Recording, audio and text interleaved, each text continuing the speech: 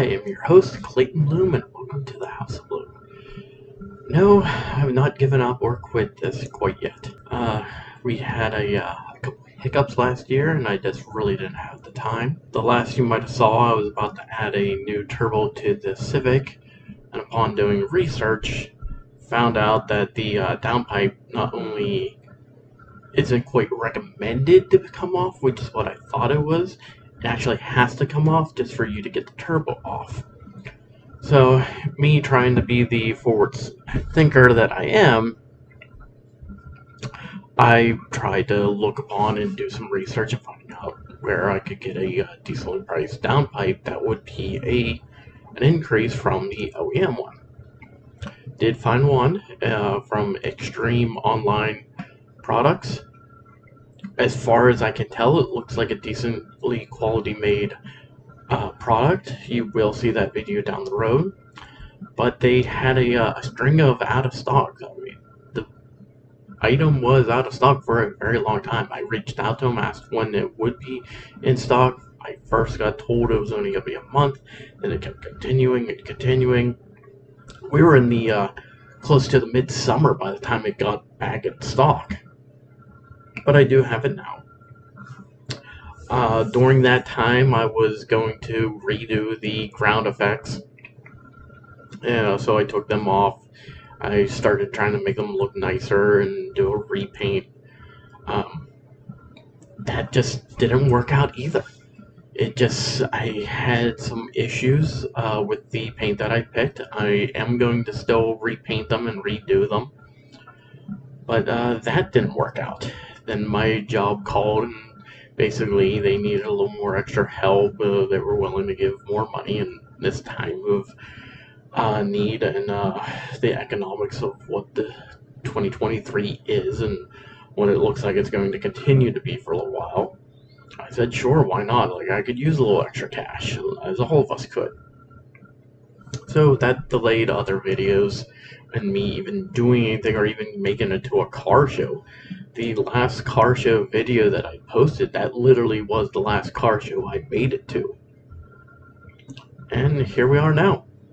I'm hoping things are going to be a lot better this coming spring, but living here in the Pittsburgh area, as some of you may know or may not know, this isn't car weather. A lot of winter, a lot of cold days. Not something you want to tear half your car apart and be rebuilding and redoing things. So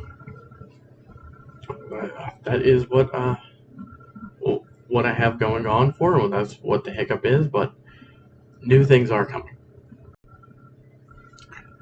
Now, some of the videos that I do want to continue on, or ideas that I have for videos, are not going to be full-fledged videos, so I'm just going to talk about them now. Like I said, I do plan on making it to more car shows, and I had a little bit of a thought of an idea for the car community, mainly the JDM community itself. Right now you have Jeeps with the rubber ducky concept going on, people leaving other Jeep owners a rubber ducky, and it's something for them to collect and have fun, bring the community together, which is nice. I'm glad that they have something like that, but why can't other cars get into that idea, that concept? So by all means, it's not going to be rubber ducks. That is theirs. They kind of unofficially own it. But the other big thing in the JDM community is anime. So I went ahead and went on AliExpress. I bought a handful of different figures, mainly Demon Slayer and Dragon Ball Z. And we're just talking like the really tiny small figures. I think I have almost 40 to 50 of them showing up. Hopefully I have them by the time the car shows do start up again. I did hear like you can get things dirt cheap off of AliExpress or your Wish websites, but you can be weeks upon months before it actually shows up. So that's going to be my new thing. I like to hope people can maybe join in and have some fun with it. Go buy your own figures and just, you see a car show that kind of stands out to you, really like pops you, really are that vibing what they're showing, what they're giving to the community. leave him a figure. So that's what I plan on doing. I hope you guys enjoyed. I hope we all have fun with this. Next topic is actually a wrestling topic, nothing to do with the cars. But I did wanted to chime in, give my own 2 cents. I did talk a little bit about this in a further video, or maybe I thought of it and it wasn't actually added in. Why are we talking about The Rock and Roman Reigns fighting at WrestleMania? Well, just why? What is the long-term outcome? What is it that we actually get out of it? I don't see anything that good. To me, the match comes off very predictable. Obviously, Brock's not gonna keep the belt and do a nice little run like he did a couple years ago. He's became a little too much Hollywood.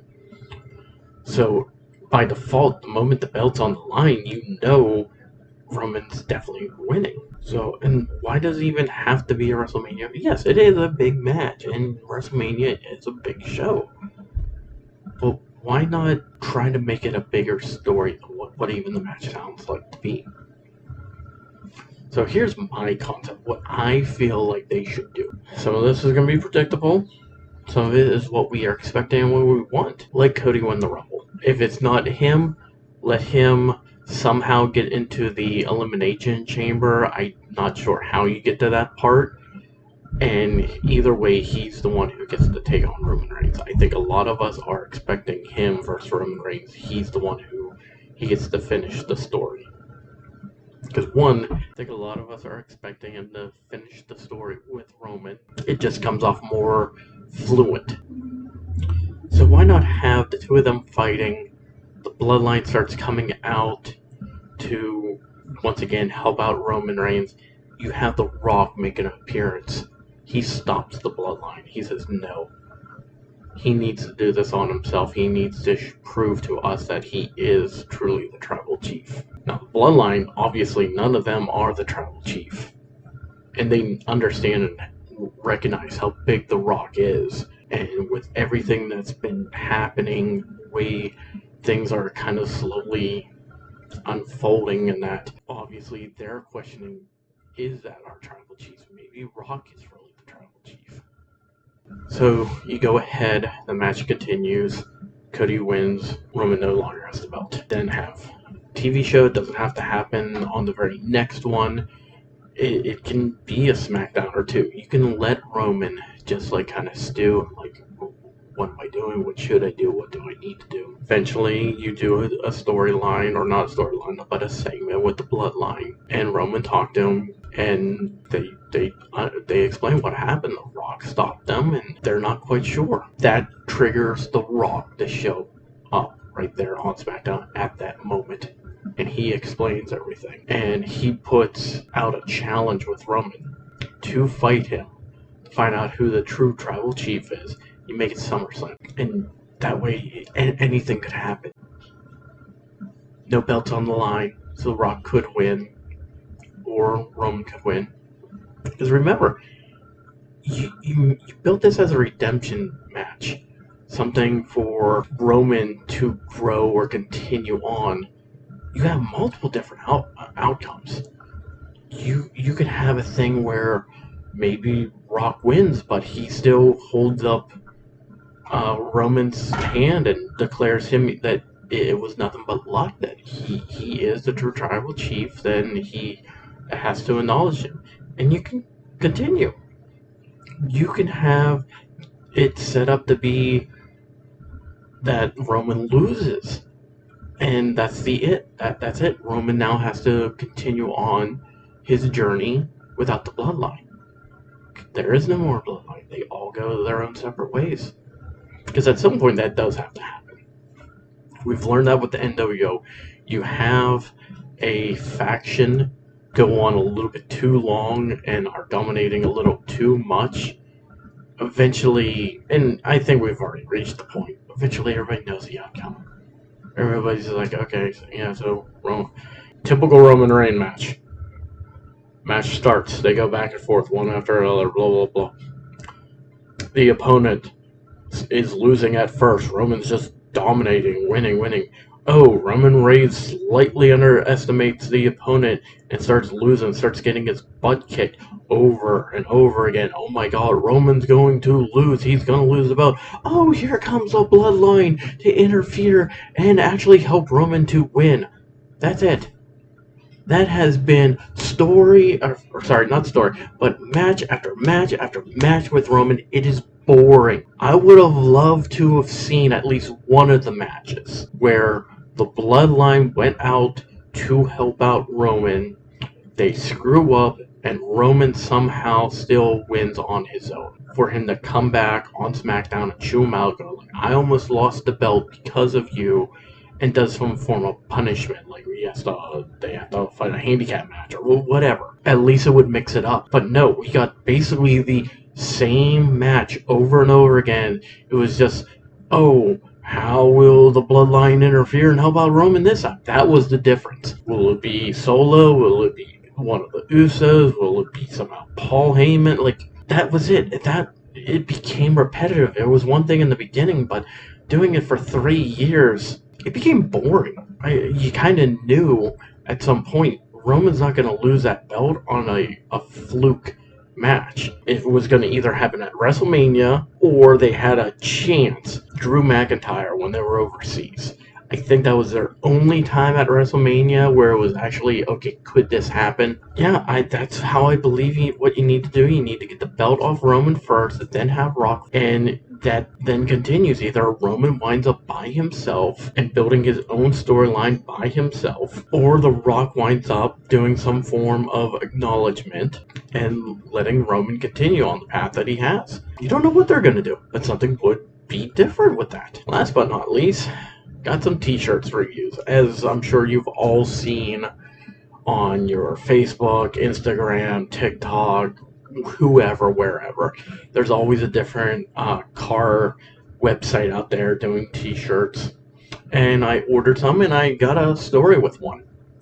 So, first one we have is the Donut Media's Horsepower shirt. If none of you have ever didn't see the video, they went ahead and there was a typical, I want to say, like scientific layout of how horsepower works out. They actually hooked up a horse to a car and had them pull it on a dyno. Just try to get a true measurement of horsepower. It was actually quite interesting, quite unique. I'm always a big fan of donut shirts. As you know by now, if you've ever seen their videos, they are now at Zuma's as well. One, I do feel like the bottom of the shirt doesn't curl up like some shirts that I've had. You have to basically almost iron them every single time if you want that to not happen. It's a nice, thick material. Pretty sure these are made in America. Yeah, right there on the tag. They're made over in California. Nice, good quality. I got a couple of them. Doesn't seem like the ink wears out too well, or not too well, but too quickly. Donut Media shirt. Find something you like, get it. Okay, second one. The missus didn't care for this one. She kind of sees the joke. It's a concept with a meme with the Asian culture and JDM cards, and there's a website called Happy Ending, which I'm not going to explain it, but you understand that. If you know, you know. So they are actually one of the first ones that I've seen that did a 10th gen Civic shirt. Black Friday when that came up, I had to get the Civic one. I like it. I like the design, and I bought one other one that's kind of just for them. So here we go. On the front, let's see if you can still figure out this Gorilla Cam and everything. Happy Ending on the front. Now this shirt is a little bit thinner. I'm not sure how well these are going to actually last long term. I've worn it a couple times and everything seems fine, but you can definitely tell this between the Donut Media. This is a much thinner material. Like, these shirts may not last as long. But on the back, there,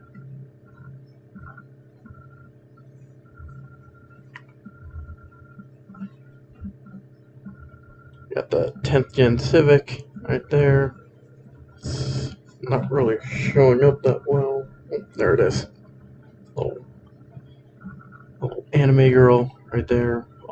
Just sitting, fun down. Nothing too sexual or anything about that. Just, I don't know. It's a neat little design. I like it. It's different. And this one's more kind of like their, how, their meme, not their meme, but like their slogan. That's the word I'm looking for. Slogan.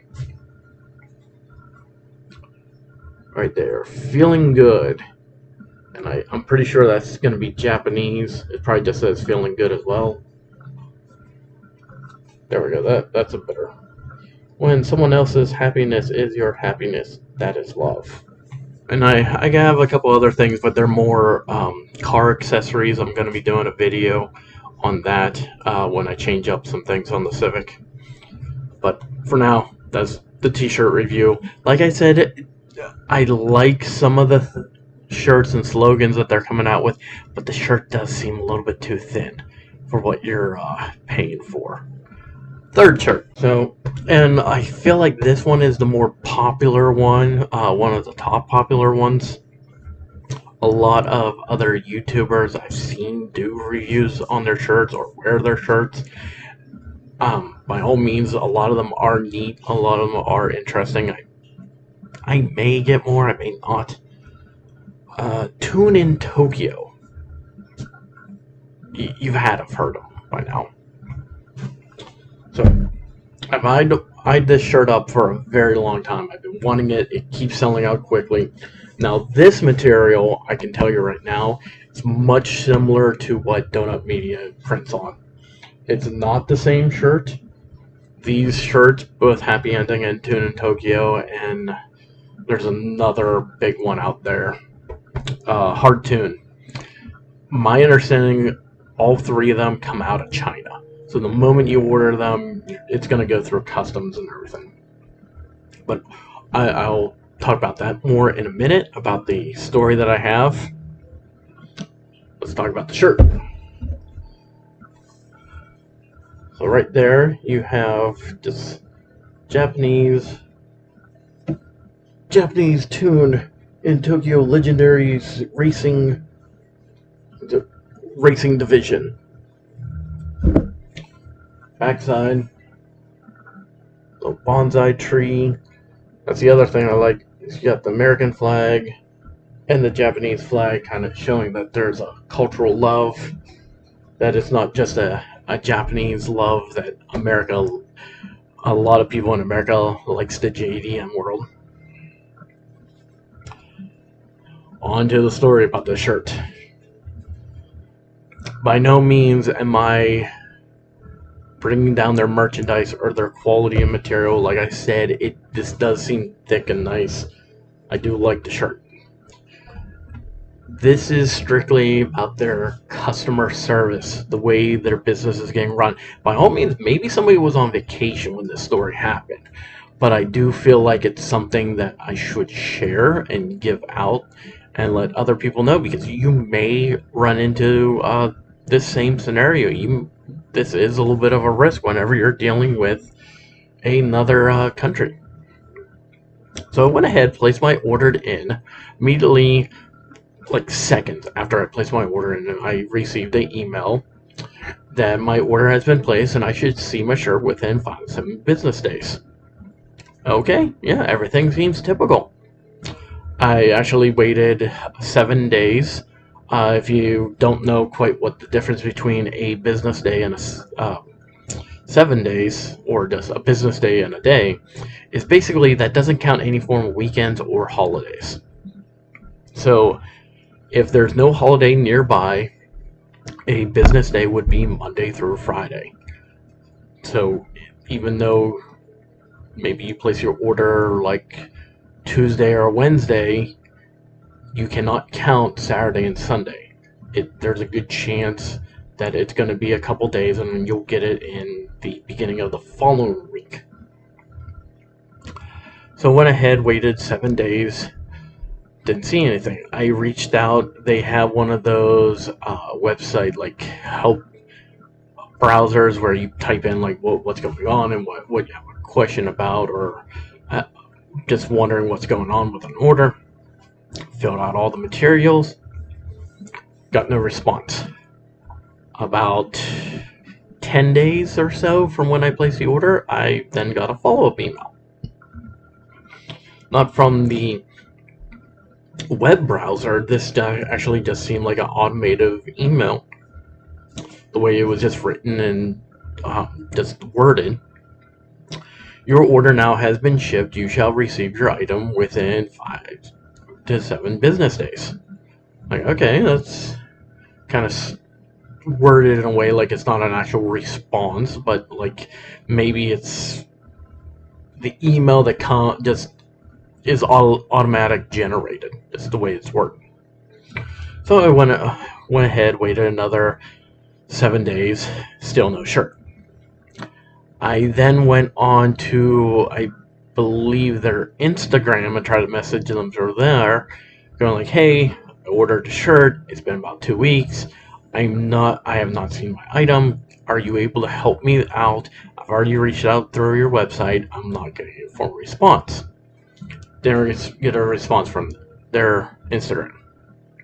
So I went back to their website, tried it again, filled out all the information, said, hey, this has been about maybe 3 weeks. We're coming up closer to a month. I'm trying to figure out where my item is. Can you please let me know what's going on?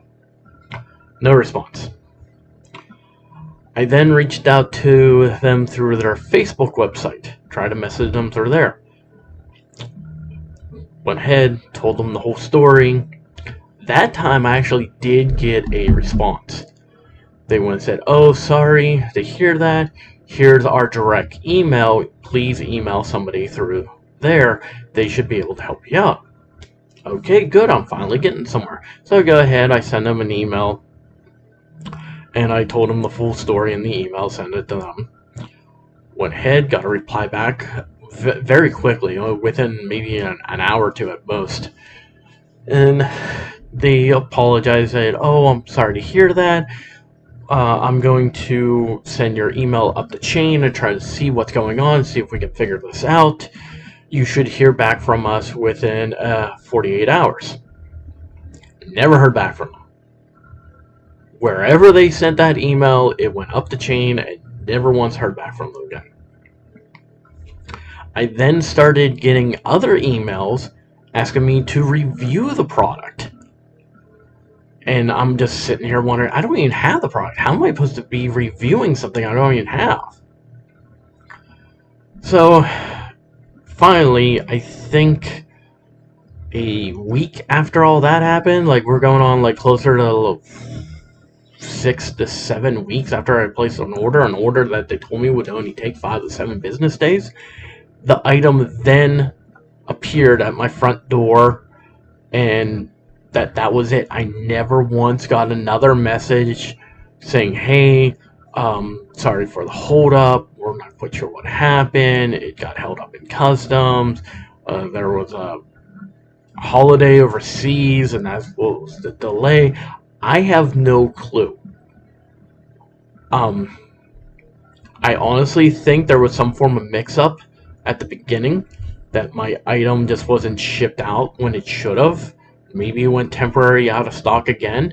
That would explain why I didn't get it within the first 5 to 7 business days after the first message. But why for it to take so much longer after the shipping label email? Your item has been shipped, it should be arriving within 5 to 7 business days. And for me to then contact them and for them to almost be playing games. I'm not quite sure what happened. Like I said, maybe there was somebody on vacation. Maybe I was dealing with the B team and not the A team. I'm not sure. I can tell you it's a good quality product. Seems like it's very well made. I'm going to be very happy to wear it. but they do need to work on their customer service. My feelings, a former job that I had before, I was actually a retail manager. That would not fly. If that got to any form of story remotely close to that, if I was running a company, or not running the company, but if a story similar to that happened out of the store I was running, got to the regional, he would be pissed. My regional at the time, he basically warned us, you better not have any unnecessary stories ever get to me. Right off the bat, I'm giving them at least a $50 gift certificate to the company, and then you're going to have to do something as well out of the store's pocket. There is no need for customer service to be treated so poorly. Don't let it happen. And that's the way we ran it. We did our best to make the customer happy right then and there, that they never felt like they had to reach out to somebody higher than us. It's get it done immediately, figure it out. And by all means, I don't get me wrong, I don't expect them to actually give me out a gift certificate or send me free merchandise, but to at least acknowledge my existence, to be replying back, oh, we're trying to figure this out. Yes, they did it eventually, but I had to jump through way too many hoops before I actually got any form of answer. And even that was kind of like a half answer, like, oh, sorry to hear that, we're gonna move your letter up the chain and see what happens. And then nothing happened. So just keep that in mind. Things can happen. Things most likely will happen. I doubt that that's going to ever change, but it needs to be treated better than this. So hopefully I didn't upset anybody. I know I want to make another video or two involving some of the other people out there in the YouTube community. Hopefully they're still willing to work with me after that one, but I did feel like that was a story to share and let people know. If you like that, please like, subscribe, comment, and share the video. Once again, I'm your host, Clayton Bloom. All there is to be happy. See you next time.